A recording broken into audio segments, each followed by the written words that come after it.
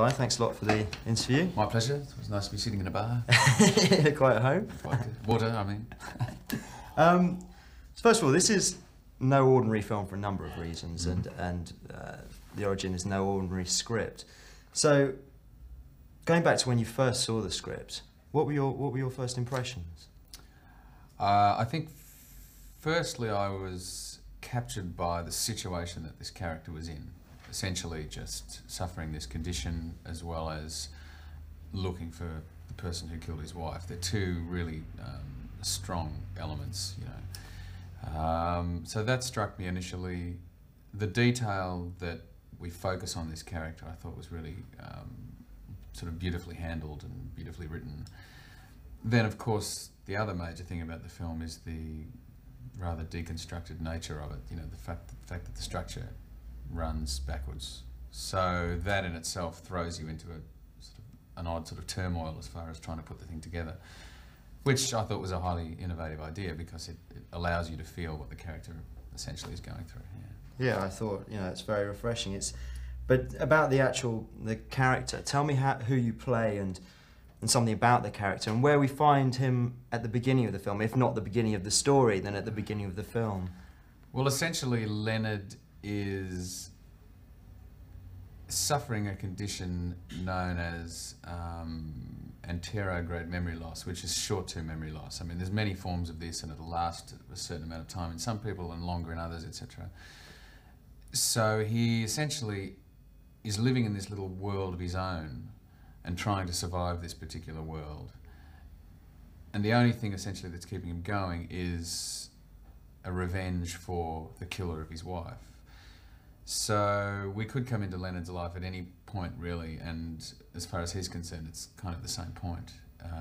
Because every day to him is like the first day after discovering that his wife has been killed. So he's unable to actually heal emotionally because of what's happened to his wife because of this condition. So it's a really tragic set of circumstances. But the quality about Leonard, I suppose, that I found quite endearing was his ability to essentially put all that aside and maintain some sort of sense of irony about the whole thing. He was forced into that because of the condition. I mean, it's kind of a complex thing to explain, I suppose, but it's a really interesting set of circumstances that I was attracted to, you know. And on a sort of day-to-day level, how does he cope with the condition? How does he function? The way he functions, he talks about it being about habit and routine, conditioning yourself, writing notes to yourself, relying on those, and conditioning yourself to therefore create instinct, you know. So you're surviving on instinct, but in a sense you've created that instinct, you know. He used to be an insurance investigator, so there was a particular way that he worked. He would take Polaroids of things, he would write notes about stuff. He had particular pockets where he kept particular things. And so these memories that he's able to hang on to, like anything that happened prior to the accident, he can remember. So he utilises that part of his life that he was involved in before the accident in this contemporary situation, you know, and that's how he survives essentially. Well, that's how he thinks he survives. I was thinking, watching the film, with a character with in a way no past, or no past that he can really get a handle on. How do you prepare for that? How do you prepare a character? You get the script, you know, you're talking through it with the director, and how do you prepare for a character with no past?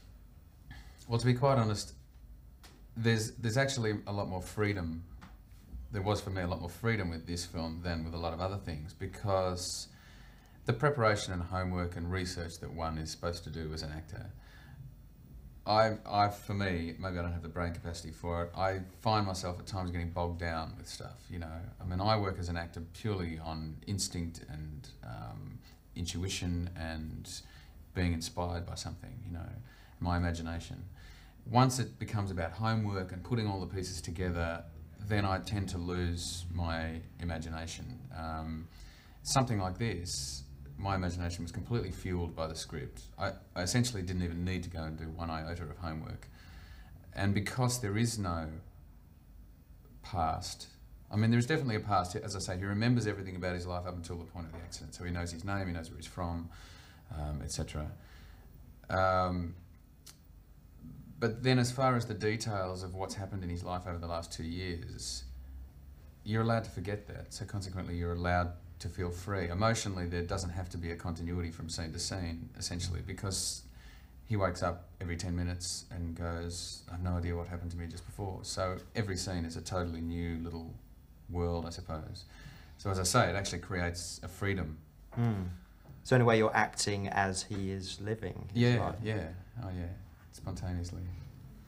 And for the first I was saying before, for the first 20 minutes or half an hour, I was sitting there and I was thinking, what's happening here? I couldn't get a handle on the narrative scheme because it is so mixed up, and you don't know where you are or quite what's developing in front of you. Now, was there ever a time where you were there? I mean, you're saying you were acting moment to moment as your character is living his life. Was there ever a moment when you thought, God, I feel really disorientated? What's going on? Not really, to be quite honest, because any film that you shoot is completely out of order anyway. And I think this is something that people seem to know that, but then when it comes to doing interviews about this film, everybody says, wow, how did you go with the order of things? It must have been really difficult. And you say, well, no, because everything is shot out of order anyway. It's difficult for the audience in the first half an hour because it's hard to ascertain where the black and white stuff fits in relation to the colour stuff in the film. The fact that the colour stuff is going backwards is difficult enough as it is anyway, without suddenly interspersing it with this black and white stuff. And you don't know whether that's already happened or whether it hasn't happened yet or what the story is. But that's the point of the film. The point of the film is to throw you into a sort of a little land of confusion and see how you deal with that. See what you put up in order to deal with that. How honest you are about dealing with that, I suppose. See whether it forces you to lose your identity a little bit. If you lose your footing, you don't quite know who you are, where you are. And that's essentially what, as I keep saying, that's what the film's about. It's about that identity crisis and how you actually cope with that, I suppose.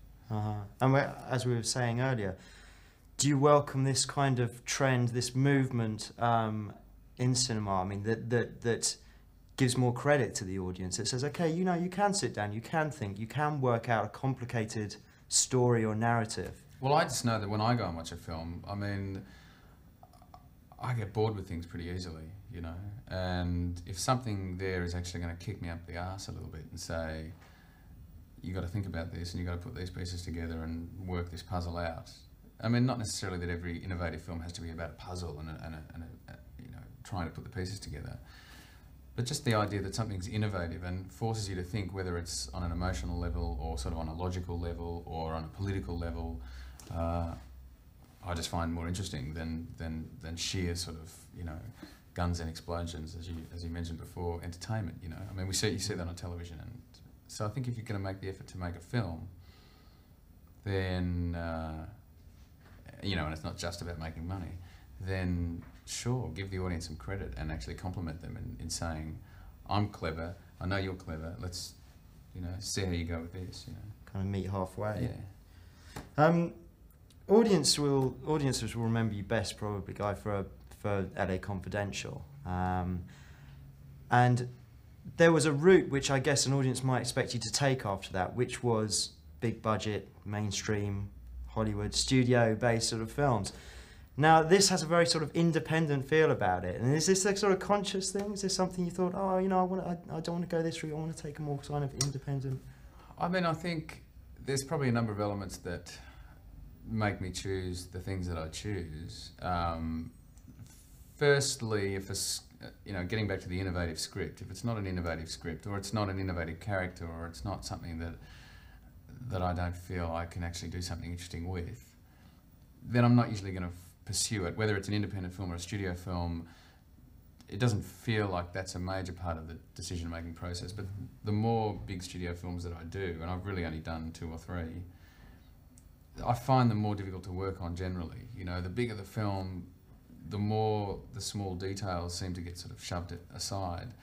And I like to focus on the finer details of things, I mean, coming from Australia where you make small independent style films, because we don't have a studio structure in Australia, essentially.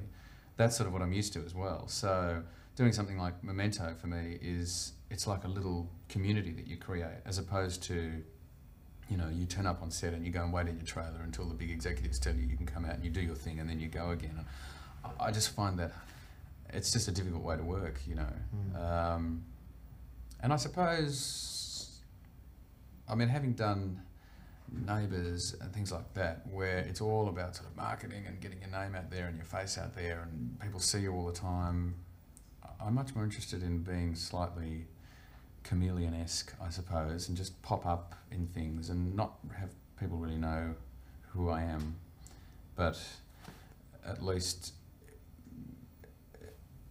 be able to sort of try and give a performance that is not sort of surrounded by Guy Pearce hype, or, you know, if there is such a thing, you know, as there is with certain other actors, you know, who just sort of are at that front line continually. So yeah, I just like to kind of shake it up and try and be interesting, I suppose. And just a quick word about Jonathan Nolan and Christopher Nolan, writer and director. What was it like working with the director? And I imagine you had to work pretty closely with him. What was it like working with a director that was so close to the original script, the original idea? Well, it's pure. I mean, it's a great way to work. I've actually worked with a lot of writer-directors, and as I say, the way I work, it's about being inspired, as I'm sure it is with every actor. But there's something about the person who is trying to tell the story up on film being the same person that actually put that story on the page that I find really sort of all-encompassing. And so it's really great to be teamed up with somebody like that, you know. You know, and Chris is very, you know, if, for example, and I don't ever think there was, but if, for example, there would be a moment where I'd say, hey, I think I'd rather say this than this, you know, this might come out of my mouth more easily than that. Chris is very accommodating. He's like, well, sure, just whatever works for you. I'm not going to, you know, I'm not going to treat my script like the Bible. You have to sort of say and there instead of but, you know. So he's definitely very respectful as well. I mean, he knows that I've worked enough to be able to sort of have a little input. So yeah, he was really you know, great to work with. So quite collaborative. Yeah, I mean, but as I say, essentially he came up with this incredible story, this incredible script. He's very specific about how he wants to shoot things. He really had a handle on the emotional state of the character, which he didn't ever have to explain to me. It was all there on the page. So we just took off and did it. And we really had to do it quickly. We shot it in 25